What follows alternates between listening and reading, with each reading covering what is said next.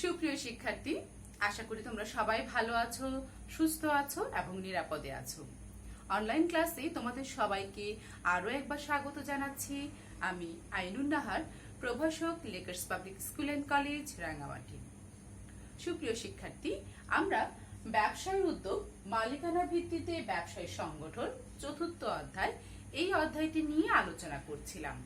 এর আগের ক্লাসগুলোতে তোমরা দেখেছো মালিকানা ভিত্তিতে ব্যবসায় সংগঠনের প্রকারভেদ, এক মালিকানা ব্যবসায়ের বৈশিষ্ট্য, এক মালিকানা ব্যবসা কি, অংশীদার ব্যবসা কি, অংশীদারি ব্যবসায়ের চুক্তি, ব্যবসায়ের একমাত্র ভিত্তি, চুক্তির বিষয়বস্তু, নিবন্ধন না করার পরিণাম, অংশীদারদের প্রকারভেদ, এবং আজ আমি তোমাদেরকে তারই ধারাবাহিকতা হিসেবে আজ আমি তোমাদেরকে দেখাবো অংশীদারি ব্যবসায়ের বিলোপ সাধন। সুপ্রিয় শিক্ষার্থী, আমরা অংশীদারি ব্যবসায়ের বিলোপ সাধন এই টপিকসটা আলোচনা করার পূর্বে তোমাদেরকে বলে রাখি যে আমরা এই অংশীদারি ব্যবসার বিলোপ সাধনের মাধ্যমে কিন্তু আমরা অংশীদারি ব্যবসায়ের প্রকারভেদটা শেষ করে ফেলবো। অর্থাৎ মালিকানা ভিত্তিতে ব্যবসায়ের যে প্রকারভেদ আছে তাতে এক মালিকানা, অংশীদারি, যৌথ মূলধনী, রাষ্ট্রীয়, সমবায়, এইভাবে যে ভাগগুলো আছে অংশীদারি ব্যবসা শেষ করব। আমরা এর পরের ক্লাসে যৌথ মূলধনী ব্যবসা নিয়ে আলোচনা করব। তো চলো সুপ্রিয় শিক্ষার্থী, আমরা দেখি যে অংশীদারি ব্যবসায়ের বিলোপ সাধন বলতে কি বোঝায়। 1932 সালের অংশীদারি আইনের 39 ধারায় বলা হয়েছে যে বিলোপ সাধন হচ্ছে একটা প্রতিষ্ঠানের বা একটা অংশীদারি ব্যবসায়ের একজন ছাড়া বা সকলের পক্ষে সম্মতিক্রমে ব্যবসাটার বিলুপ্তি ঘটানো। আবারও বলছি, 1932 সালের অংশীদারি আইনের 39 ধারায় বলা হয়েছে যে ব্যবসাটার যে সকল সদস্য আছে সেই সদস্যদের সবাই বা একজন ছাড়া বাকিরা যদি অংশীদারি ব্যবসায়ের বিলুপ্তি ঘটায় তাকে আমরা অংশীদারি ব্যবসায়ের বিলোপ সাধন বলি। বিলোপ সাধন মানে হচ্ছে যে ব্যবসাটার বিলুপ্তি হওয়া, ব্যবসাটা শেষ হয়ে যাওয়া, ব্যবসাটা আর চলবে না, সেটা কি আমরা বলছি বিলোপ সাধন। অংশীদারি ব্যবসায়ের 39 ধারায় কিন্তু অংশীদারি ব্যবসায়ের বিলোপ সাধনটা ঘটে। 1932 সালের অংশীদারি আইনের 39 ধারায় 39 ধারা, 40 ধারা থেকে 44 ধারা পর্যন্ত বিভিন্ন ধারায় আমরা দেখাবো আজকে যে কিভাবে একটা অংশীদারি ব্যবসায় বিলোপ সাধন ঘটানো সম্ভব। বলছে প্রথমেই 1 নম্বরে বলছে যে সকলে একমত হয়ে বিলোপ সাধন। 1932 সালের অংশীদারি আইনের 40 ধারায় বলা হয়েছে, আবার বলছি 1932 সালের অংশীদারি আইনের 40 ধারায় বলা হয়েছে যে সকল অংশীদার, যে অংশীদারি ব্যবসাটা গঠন করেছে যতজন অংশীদার মিলে তারা প্রত্যেকে সবাই একত্রিত হয়ে সম্মতি যদি জ্ঞাপন করে যে অংশীদারি ব্যবসাটা আর তারা পরিচালনা করবে না, সেই ক্ষেত্রে অংশীদারি ব্যবসায় বিলোপ সাধন ঘটবে। তারপর বলছে যে বাধ্যতামূলক বিলোপ সাধন ঘটানো। 1932 সালের অংশীদারি আইনের 41 ধারায় বলা হয়েছে যে কিছু বাধ্যতামূলক কারণে, কিছু বাধ্যবাধকতা অবশ্যই ঘটাতে হবে বিলোপ সাধন। সেই রকম কিছু কারণ আছে যেগুলো অংশীদারি ব্যবসায় বিলোপ সাধন ঘটানোর অন্যতম আরেকটি কারণ। সেইটি কারণগুলো কি? যদি একজন ছাড়া বাকি অংশীদার দেউলিয়া হয়ে যায়। বিষয়টা কিরকম? বিষয়টা হচ্ছে এরকম যে মনে করছি আমরা অংশীদারি ব্যবসা পরিচালনা করছি 3 বন্ধু মিলে। এখন 2 জন ছাড়া বা একজন ছাড়া বাকি 2 জন দেউলিয়া হয়ে গেল। দেউলিয়া মানে কি? দেউলিয়া মানে হচ্ছে সেই ব্যক্তি যার ঋণের বোঝা এত বেশি হয়ে গেছে যে তার নিজের সব সয় সম্পত্তি বিক্রি করে দেওয়ার পরেও সেই অর্থটা সে পরিশোধ করতে পারবে না, আদালত তখন তাকে দেউলিয়া ঘোষণা করে। সেই রকম যদি হয়ে যায়, অর্থাৎ একজন ছাড়া বাকিরা সবাই যদি দেউলিয়া হয়ে যায়, তাহলে অংশীদারি ব্যবসাটার বাধ্যতামূলক বিলোপ সাধন ঘটাতে হবে। আরো কিছু কারণ আছে। সরকার ব্যবসায়ীকে অবৈধ ঘোষণা করলে, অর্থাৎ যদি যে অংশীদারি ব্যবসাটা পরিচালিত হচ্ছিল সেই ব্যবসাটা যদি কোনো কারণে অবৈধ কোনো কর্মকাণ্ডের সাথে যুক্ত হয়ে যায়, তখন সরকার কিন্তু বাধ্যতামূলকভাবে সেই অংশীদারি ব্যবসাটার বিলোপ সাধন ঘটাবে। এইবার 3 নম্বর দেখি বিশেষ ঘটনা সাপেক্ষে বিলোপ সাধন। 1932 সালের অংশীদারি আইনের 42 ধারায় বলা হয়েছে এটি। তাতে বলা হচ্ছে যে যদি অংশীদারি ব্যবসাটির মেয়াদ পার হয়ে যায়, অর্থাৎ চুক্তিতে সবসময় অংশীদারি ব্যবসায়ের একটি মেয়াদ বা একটা নির্দিষ্ট সময়কালের কথা উল্লেখ থাকে, সেই সময়কালটা যদি উত্তীর্ণ হয়ে যায়, পার হয়ে যায়, তাহলে কিন্তু অংশীদারি ব্যবসায়ের বিলোপ সাধন ঘটবে।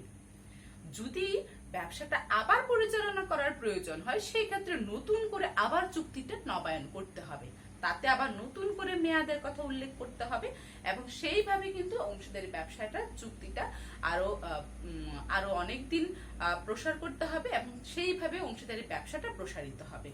কিন্তু যদি যে সময়টা চুক্তিতে উল্লেখ আছে তা পার হয়ে যায়, তাহলে কিন্তু অংশীদারি ব্যবসার বিলোপ সাধন ঘটাতে হবে।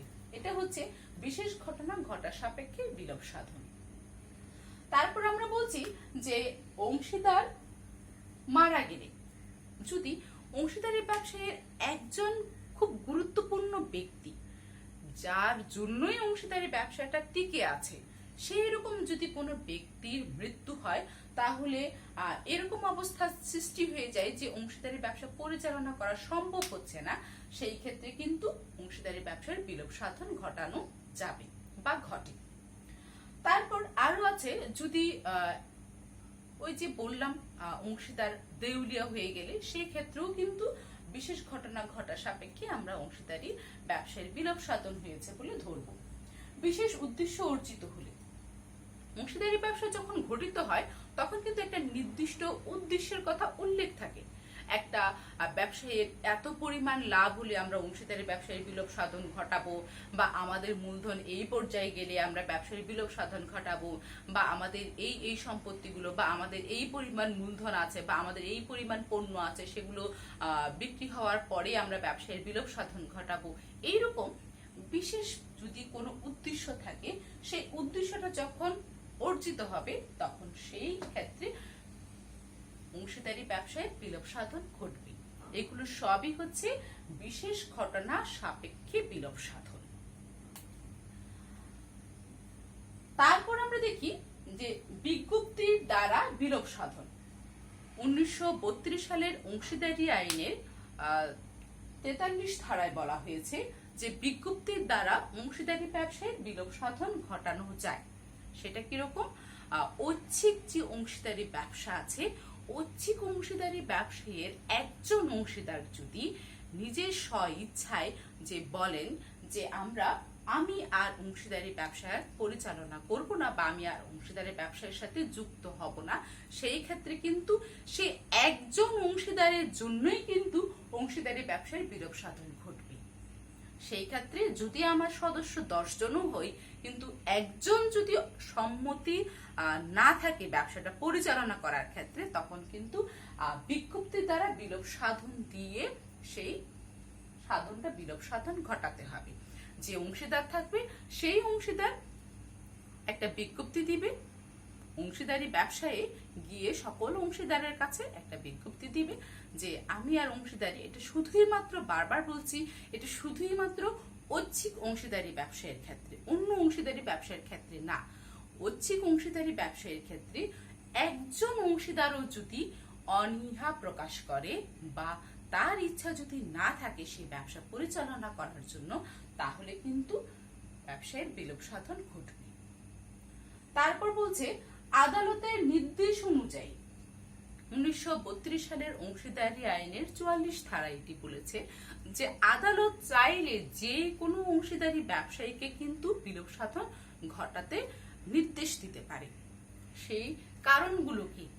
সেই কারণগুলো হচ্ছে কোনো অংশীদার পাগল হয়ে গেলে বা দেউলিয়া হয়ে গেলে, যদি একজন অংশীদার পাগল হয়ে গেছে, সেই ক্ষেত্রে সেই অংশীদারি ব্যবসায়ী বিলোপ সাধন ঘটানোর জন্য সরকার বলতে পারে।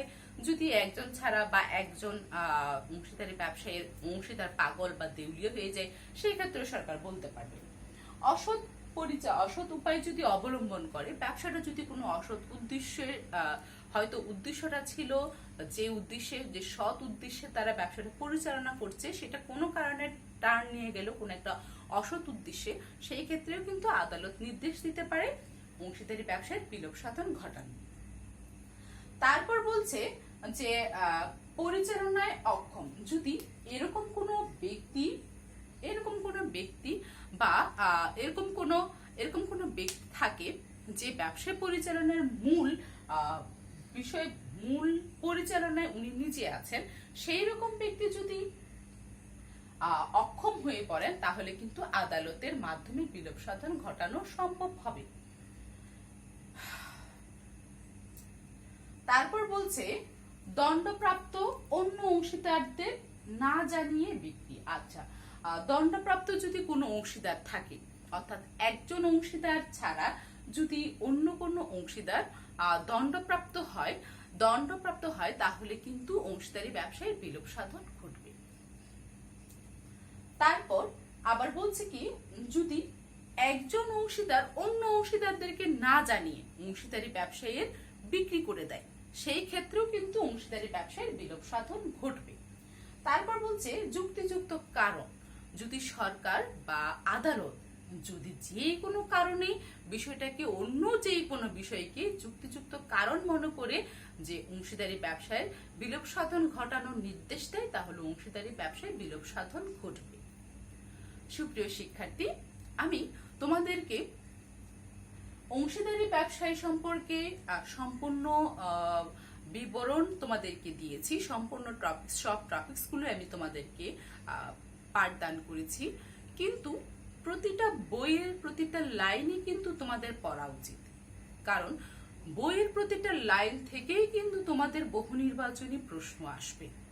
সেই জন্য আমি হয়তো তোমাদের টপিকসগুলো বুঝিয়ে দেওয়ার জন্য বোর্ডে লিখে হয়তো বা তোমাদের বুঝিয়ে দিচ্ছি, কিন্তু তোমরা পাঠ্য বই প্রতিটা লাইন পড়বে।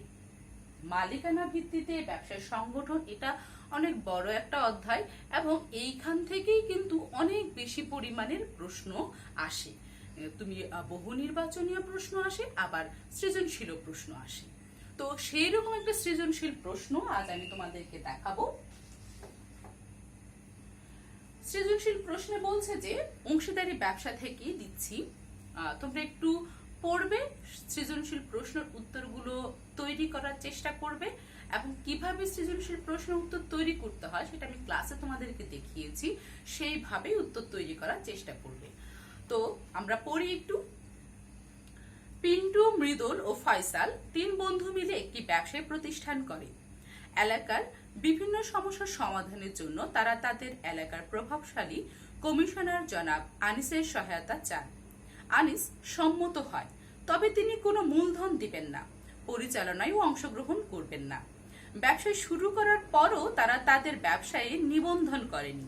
এই সুযোগটা তাদের পাওনাদার জনাব হাসান ব্যবসায়ের ঋণ পরিশোধের অপারগতা প্রকাশ করছে। এই জন্য অংশীদার গণ তারা আদালতে মামলা করতে চায়। এখন প্রশ্ন হচ্ছে, উদ্দীপকে বর্ণিত জনাব আনিস কোন ধরনের অংশীদার? যিনি একজন কমিশনার ছিলেন, সেই তার কথাই বলছে, সে আনিস উনি কোন ধরনের অংশীদার? তোমরা একটু নিজেরা চিন্তা করে উত্তরটা লিখবে। আমি অবশ্যই বলে দিব উত্তরটা, কিন্তু তোমরা উত্তরটা একটু চিন্তা করো। তারপরের প্রশ্নটা হচ্ছে, উদ্দীপকের অংশীদাররা কি আদালতে মামলা করে তাদের অর্থ আদায় করতে পারবে? তোমাদের কি মনে হয়, অর্থ কি উদ্ধার করতে পারবে? আচ্ছা, প্রথমে গ নাম্বার প্রশ্নের উত্তরটা তোমাদেরকে একটু জানিয়ে দিই, তোমরা তোমাদের মতো করে গুছিয়ে খুব সুন্দর করে উত্তর করবে। উদ্দীপকে বর্ণিত জনাব আনিস কোন ধরনের অংশীদার? একজন নামমাত্র অংশীদার। আমরা নামমাত্র অংশীদারে পড়েছিলাম যে নামমাত্র অংশীদার ব্যবসায় পরিচালনায় অংশগ্রহণ করে না, মূলধন দেয় না, কিন্তু নিজের সুনামটা ব্যবহার করার সুযোগ দেয়। আনিস যে কমিশনার, তিনিও একই কাজ করেছেন। উদ্দীপকে ঘ নাম্বার প্রশ্ন হচ্ছে যে উদ্দীপকের অংশীদার কি আদালতে মামলা করে তাদের অর্থ আদায় করতে পারবে? না, আদালতে মামলা করে তারা অর্থ আদায় করতে পারবে না, কারণ তাদের ব্যবসাটা নিবন্ধিত না। আর নিবন্ধিত যেহেতু না, অনিবন্ধিত প্রতিষ্ঠান কিন্তু কোনো পাওনাদারের কাছে 100 টাকায় বেশি পাওনা আদায়ের জন্য মামলা করতে পারে না। সেক্ষেত্রে তারাও তাদের পাওনা আদায় করার ক্ষেত্রে মামলা করতে পারবে না। সুপ্রিয় শিক্ষার্থী, আমি তোমাদেরকে সৃজনশীল এবং বহু নির্বাচনী যেহেতু একটা দুইটা বা পাঁচটা 10টা প্রশ্ন বলে তোমাদেরকে সেগুলো শেষ করা যাবে না, সেই জন্য আমি তোমাদেরকে বলবো যে বইয়ের প্রতিটা লাইন, বারবার বলি যে বইয়ের প্রতিটা লাইন খুব ভালো করে পড়বে। আর অবশ্যই পরবর্তী ক্লাসগুলো দেখবে, বাসায় থাকবে, মা বাবার কথা শুনে চলবে। সবাইকে অনেক অনেক ধন্যবাদ।